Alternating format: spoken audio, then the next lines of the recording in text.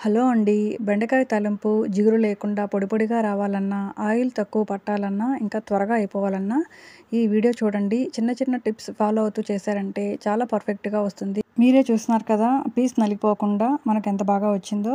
మరి ఈ బెండకాయ ఫ్రై తయారు చేయడం కోసం ముందుగా మనం బెండకాయలని కడిగి ఆరబెట్టుకోవాలి. తర్వాత కట్ చేసి చాకుకి కానీ, కత్తిపీటకి కానీ నిమ్మకాయ పూసారంటే జిగురంటుకోకుండా చాలా సులభంగా కట్ చేసుకోవచ్చు. అలా కట్ చేసుకున్న ముక్కల్ని మనం ఎండలో ఆరబెట్టుకోవాలి 15 మినిట్స్. ఇలా ఆరబెట్టుకోవడం వల్ల చెమ్మ ఆరిపోతుంది కాబట్టి మనకు ఆయిల్ తక్కువ పడుతుంది. త్వరగా కూడా మనకు ఫ్రై అయిపోతుందనమాట. తర్వాత స్టవ్ పైన బాండ్ల పెట్టుకొని కొంచెం ఆయిల్ వేసుకోండి. అందులో జీలకర్ర, పచ్చెనగపప్పు, ఎండుమిర్చి ఇంకా తెల్లగడ్డ దంచి అందులో వేసుకోండి. అవి ఫ్రై అయిన తర్వాత మనం కట్ చేసి పెట్టుకున్న బెండకాయ ముక్కల్ని వేసుకోండి. కొంచెం సేపు ఫ్రై అయిన తర్వాత అరదబ్బ నిమ్మకాయ పిండుకోండి. ఇందువల్ల మనకు జిగురు లేకుండా పొడి పొడిగా వస్తుందనమాట. వెంటనే సాల్ట్ వేయకుండా కొంచెం ముక్క ఫ్రై అయిన తర్వాత కొంచెం పసుపు, తర్వాత సాల్ట్ వేసుకొని కలుపుకోండి. అప్పుడే మనకు జిగురు లేకుండా ముక్క నలగకుండా పొడి పొడిగా పర్ఫెక్ట్‌గా వస్తుందనమాట.